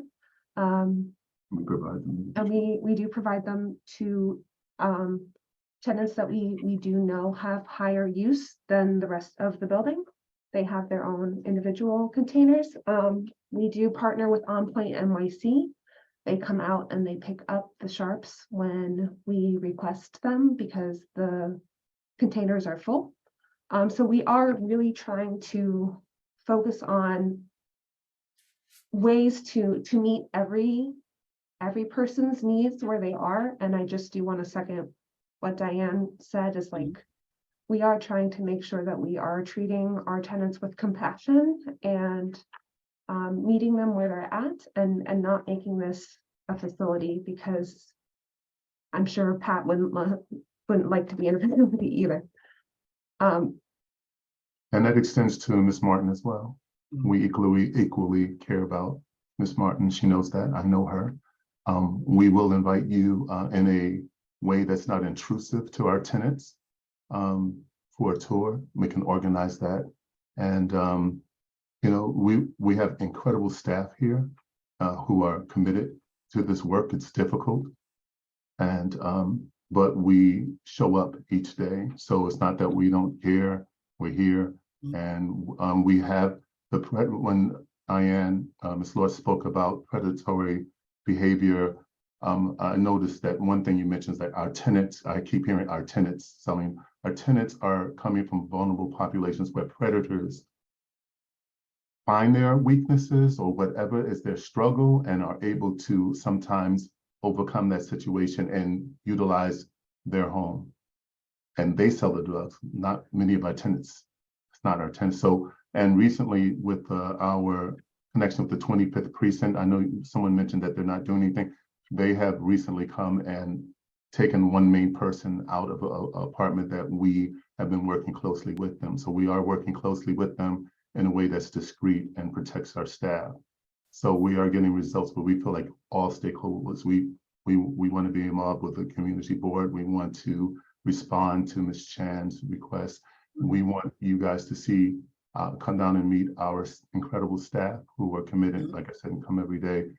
We have a Black History program that might be a good time to come, but in an organized way. And that will be February 16th. So we'll talk more of that, will be a date that someone could come.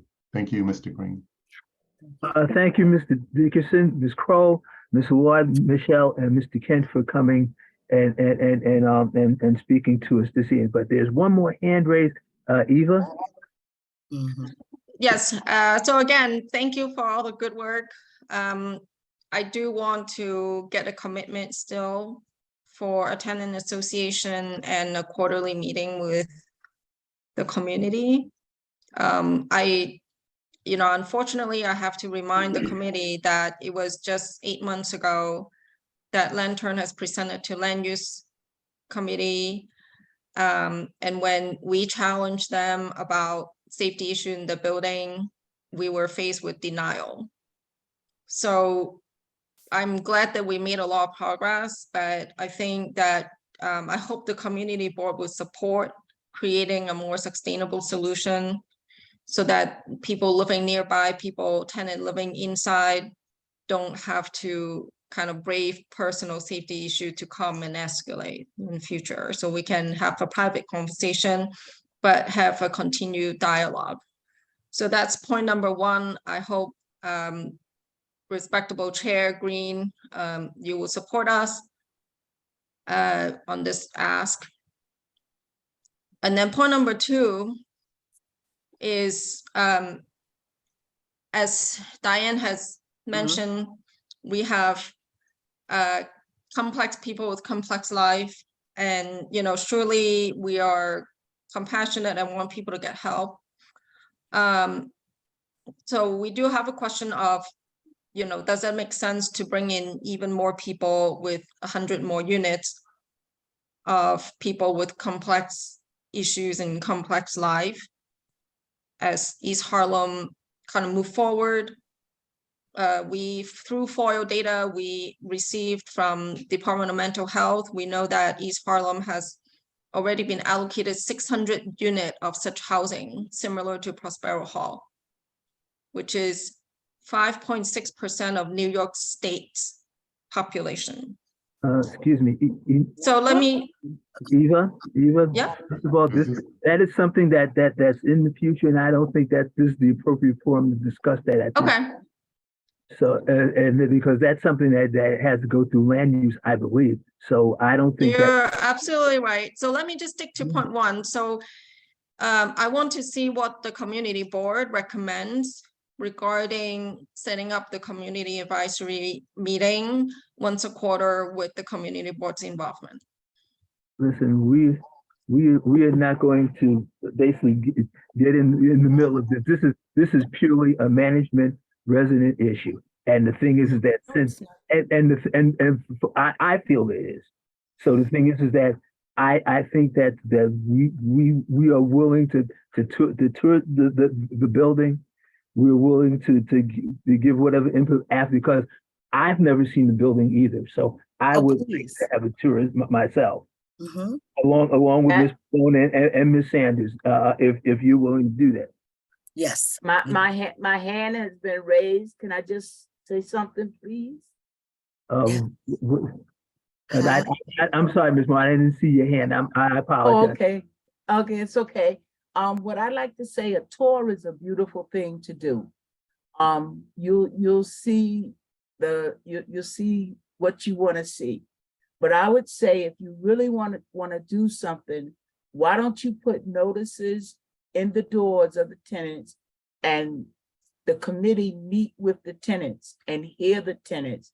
It's great to put a poster downstairs, but it's another thing to notify the tenants by putting notices under the door, inviting them to a meeting, and then hear what we have to say, like as a group. Some folks are afraid to speak up because they're afraid of retaliation. But if they come as a group, I think you'd have you'd garner more information. So a tour will tell you nothing except for what the building looks like. Yes, there are needle deposits in all of the compactor rooms. There's a 24/7 guards here, but I think you want to hear from the residents. Thank you, Ms. Martin. Xavier, and then Claudia. Hi, I'll wait for Claudia and then I'll give some kind of concluding remarks if you don't mind. Oh, okay, Claudia. I just want to say, I feel what the lady is saying, but at the same time, we have to look at it where it is. You're having, because I would promise you, you sound like NYCHA residents at this moment. You understand? And it is a safety and security issue. So, but we all know, due to the fact of the housing, that we have a certain demographic. So we know that users are never far away from their dealers. So this is like the man said earlier, where it's something you have to get rid of the dealers. You have to make sure that they're not able to, and once you get rid of them, you have to make sure that they're not able to come back. And it also goes back to one of my board members stating this about the safety and security of having the security guards. It also, from hearing what you said, it sounds like the security that is in the building is even afraid because it's only one security guard and he's outnumbered by the dealers in the building or whatever other activity is going on. So again, this to me, like, it's an NYPD problem. So I'm seeing it as a NYPD problem and your management as well, because they're supposed to provide safety and security. So it's sort of just like when you revert it, NYCHA is supposed to have safety and security, but everything you mentioned happens in public housing. So at the same time, we all know it's public safety falls under the NYPD. So that's where this has to be really pushed for them to move on what you're saying. I yield the floor back. Thank you, Claudia. Xavier? So thank you for everyone for a very robust conversation. You'll have to excuse me. I'm taking care of little ones. And I've just away, but I've been listening the entire time. A few things that I think is important to recognize is that it is a holistic problem. We do recognize that. Is it particularly a nationwide, or is it municipality by municipality? I could talk to you about Spartanburg, South Carolina. I could talk to you about other places in Indiana, Montana. The challenges there are singular compared to, say, for example, San Francisco, New York, Atlanta, Maryland. These are compounded by state, city legislation, as well as what we're dealing with when it comes to the influx of narcotics, and use the term, I think it was predator. I prefer a more apt term, which is parasitic. They've subsist off of. And if we're looking at recovery, I think it's imperative that we, as a community, and that includes all of our community partners, including management companies and those that are dealing with supportive housing or those that are near supportive housing, all of us working together. That includes our NYPD, it includes working with our DAs, it includes working with solving everything holistically. And the reason why I'm being overly loquacious this evening is because I remember our call, Diane, with you, myself, and Angel, and the recommendation for a community advisory board or council germinated from that. And it was actually at your recommendation, which we thought was a genuinely good idea. So I'm a bit caught off guard with Dan, who was also part of the call, saying he wouldn't commit to anything. So I think you need to take that back. I don't want this to go over. The meeting has gone over its 20-minute allotment, but that was offered forth. And I think that's a great recommendation. So to be non-committal, even though that was what was proffered during our private conversation, which has now led to this, which was, again, the Genesis call, because we are having to assess what the statutes and limitations are with meeting your mission and getting the parasites out. All right. So you've already said you've been working toward that end. We also discussed issues such as applying for grants that allow for security that are not entry-level positions, lighting, et cetera. And we did also discuss taking a tour that I think should be very inclusive. And I understand you don't want to quote a Shakespearean term, be alarms and excursions with your residents, but I think they would also welcome the opportunity for community attention and care. And so I would recommend that, take that back and then circle back with what you believe you can commit, because I took you in sincerity for that offer. And so I would, and with this committee, we will extend and deal with what we can. But I think as we bifurcate the two issues, right? One that's going to be an online, which will go to our land use, and this is a housing issue. We deal with all things, whether it's come to a TA issue at NYCHA or not getting issues resolved through intergov at NYCHA, affordable housing. This is where it is held. But I think the committee has had its lengthy discussion, and I would recommend, John, if you would be so kind, our chair of this housing committee, to revisit this and have a further discussion so that the committee has time to marinate on everything that's been discussed and have a more robust conversation then. So that's where I will leave it. I appreciate everyone's time. I know it's very late. We have had extensive committee business conducted, and I want to applaud everyone because we're sitting at the table virtually when we really should be in person, because as I've noted, as visiting with our chairs, I can have an hour-and-a-half conversation and cover more ground in that hour and a half than I can in 12 months worth of meetings virtually. So I think that's imperative. So let's take that first leap together on good faith. Okay. All right. Thank you. And have a good evening, everyone. Thank you, Xavier.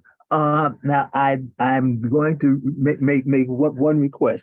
I understand that there are people here from HPD and there's a couple of electeds here. If they have anything to say, can you keep it brief but we do want to hear you. Marlene, do you see any hands raised? Yes, Jazz Reed from Councilman Kristen Richardson Jordan's office. Raised her hand. Okay, yes, you have the floor.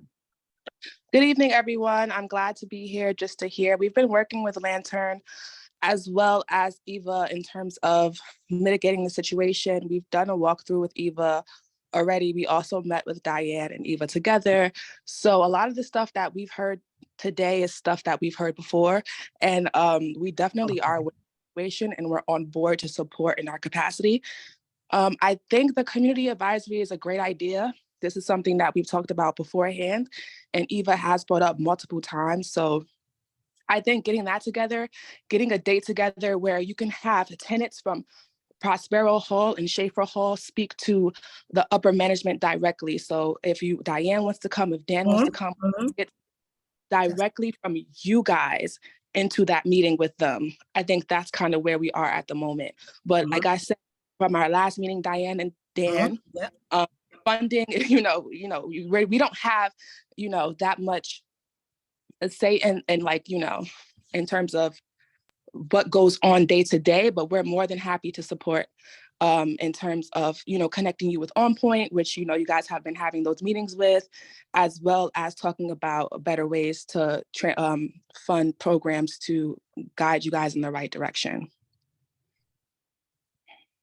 Thank you very much. Okay, Deputy Speaker Diana Ayala. Hi, everybody, and I know it's really late.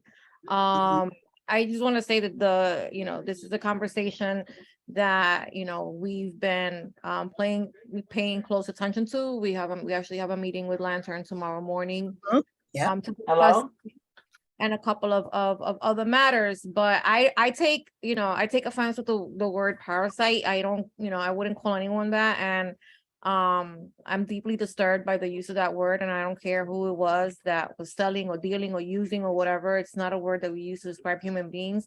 And again, I just want to reiterate, because I don't know how many of you know this, but this is a supportive housing building, so it was intended for the people that live there, with a 30% set aside for the community. Having said that, that in absolutely no way, shape, or form means that Lantern doesn't have a responsibility to ensure the security and the safety of the residents that live in the building, all of the residents, and that there have been very serious concerns brought to our attention about the drug dealing in the building, and obviously the threat to the residents and to the security system, to the staff that works there, right? That concerns me.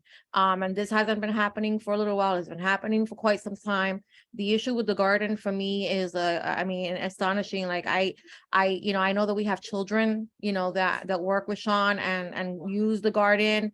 Like I would die if I, even thought it would be remotely possible that a child would, be pricked by a needle. So I think that that's something that can easily be resolved by putting maybe some sort of a screen on windows or, whatever, to prevent things from flying out of the window. But that's something that's urgent. That is a public health issue that is highly concerning. There are people, and including children with special needs, that use that garden.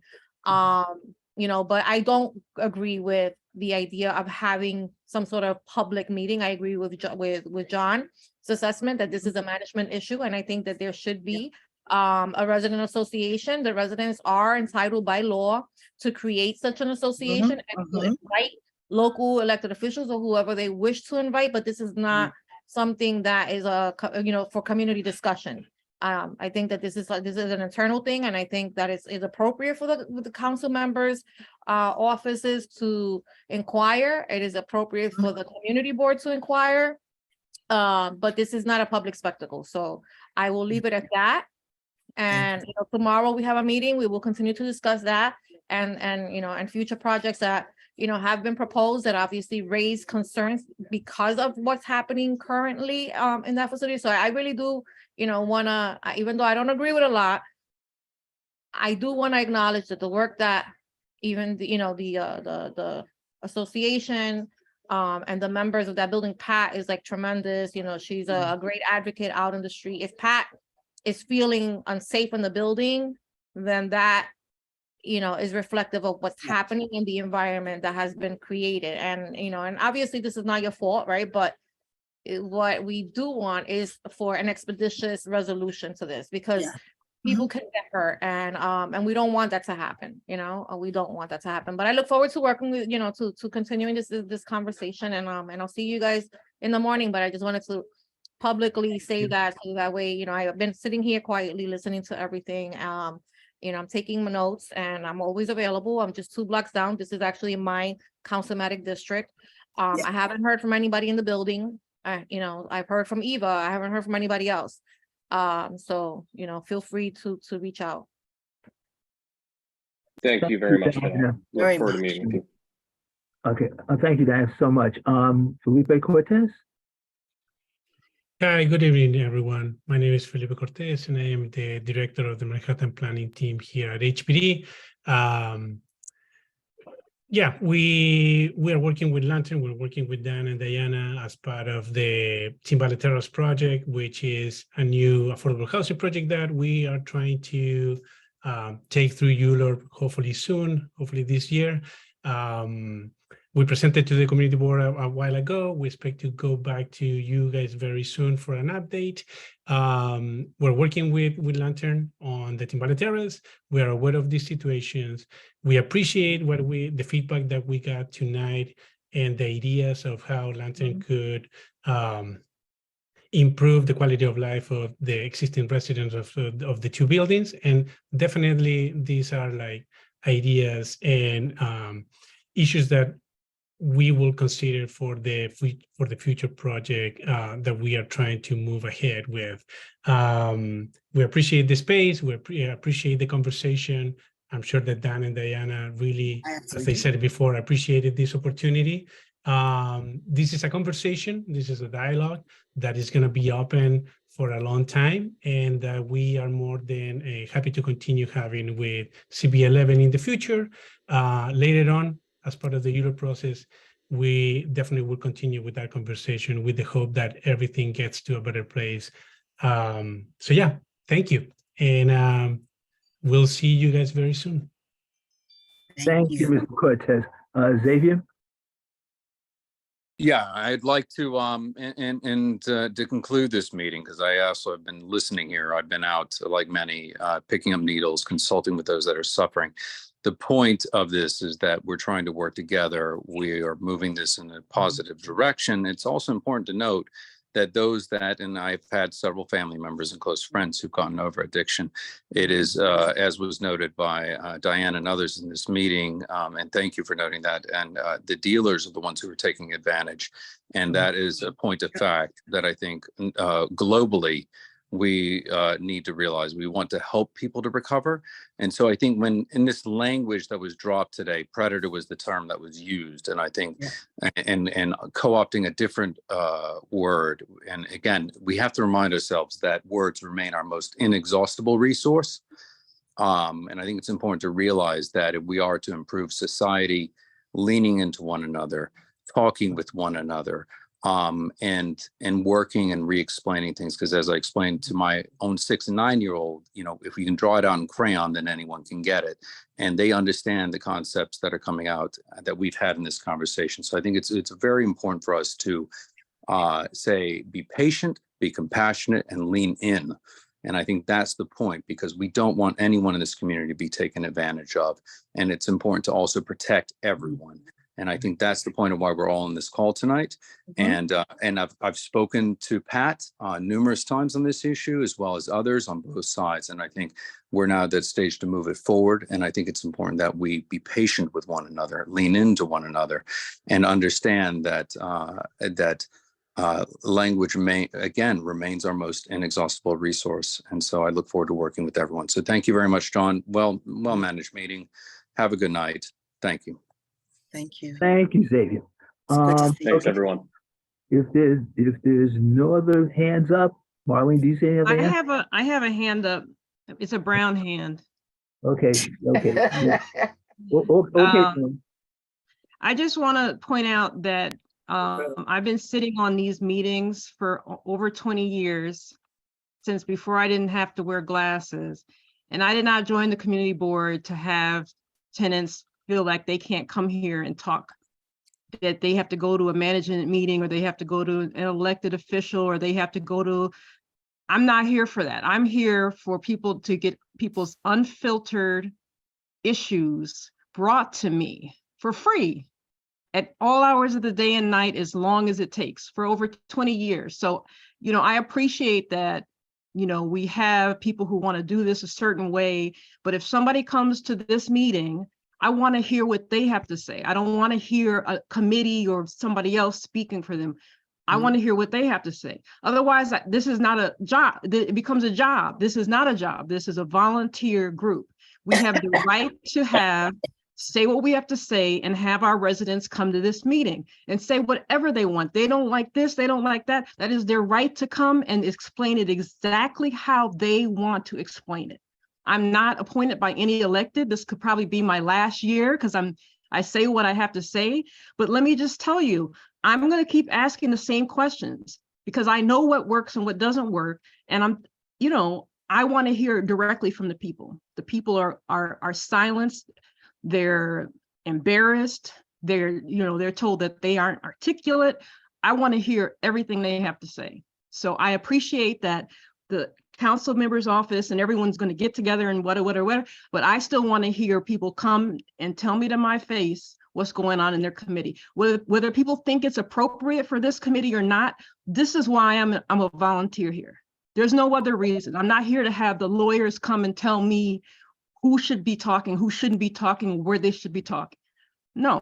I'm sorry, Dawn, but if you got the impression that that's what was being said, at least on my end, I wasn't talking about the community board. So okay. No, I think in the chat, I would never say that, but I don't think that this is a public discussion. If you have a problem in your building, I don't think that it's my business to be there sitting there. I think it's for you. I think it's for whoever you feel as a resident, you know, comfortable enough to be there to organize. You have a legal right to do that. I would never say that people should not come to the community board. I think it is absolutely necessary, and I think it's important. And I said that I agree with John perspective. I don't agree with certain terms, but I don't see how it's going to be useful to have a meeting with Lantern and the entire block association and the entire community board and all of the elected offices to solve an issue and remediate issues that are very personal to their building.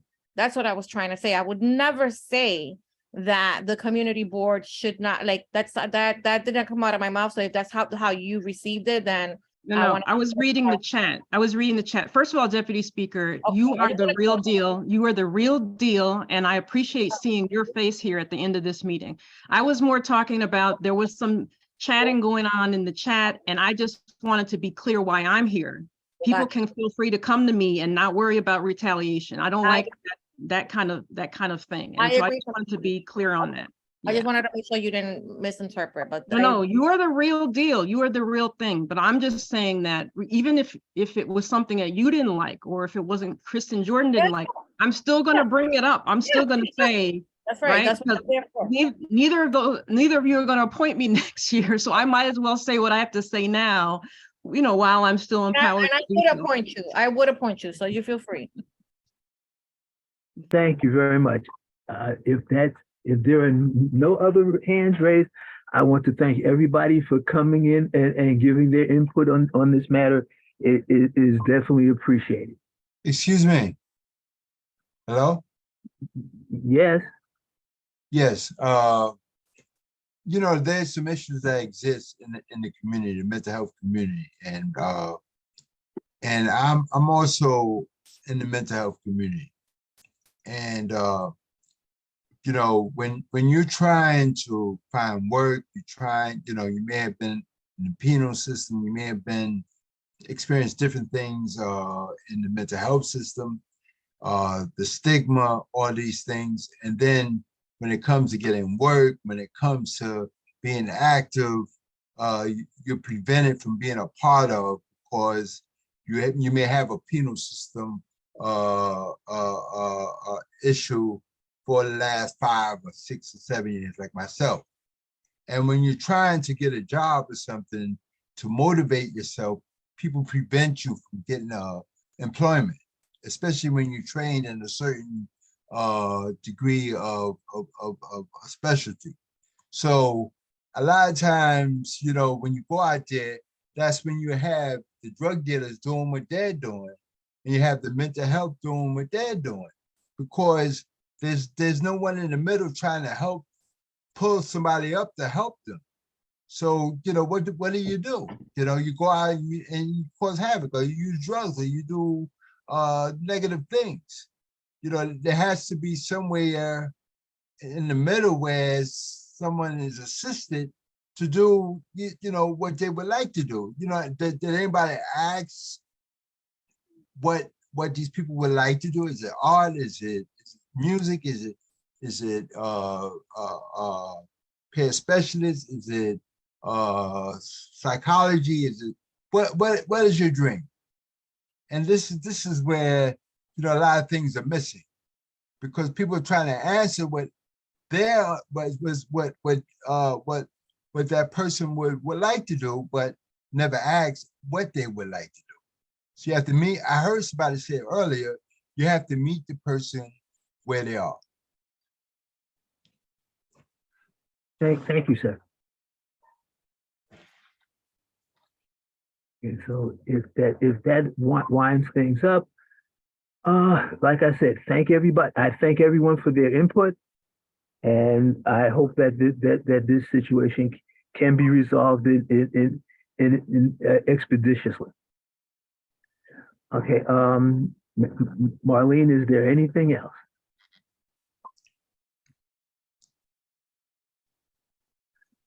Is there any old business? I hear crickets. Okay. Next, is there any new business? More crickets. Can we put this? No, can we put the NYCHA on the next agenda at the very top of the agenda? The NYCHA voting and so on. Just as long as all y'all do your homework. Okay. Yes, sir. That's fair. That's fair. Okay. Okay. Okay. So the next meeting of the Housing Committee, I believe, is Tuesday, March 7th. But so, and if Marlene, if you would be so kind, do Musketeer roll call and we can get out of here. You have Chowdhury. Diane Collier is excused. Roger Flores. Brandon Gillespie. John Green. Here. Alonzo Johnson. Beverly Pabon. Shalom, present. Claudia Perez. Here. Dawn Sanders. Here. Anne Marie Vasquez. Candy Vives Vasquez. Here. And Jason Wu. Here. Brandon Gillespie, I missed it. Thank you. Okay, like I said, the next House Committee meeting will be on Tuesday, March 7th at 6:30 p.m. And by the power vested in me by Community Board 11, I proclaim this meeting adjourned at 8:50 p.m. Enjoy the rest of your night, everybody. Shalom. Good Thank you night, so much. everyone. Good night, everyone. Thank you, CB11. Have a good night. Good night, everyone.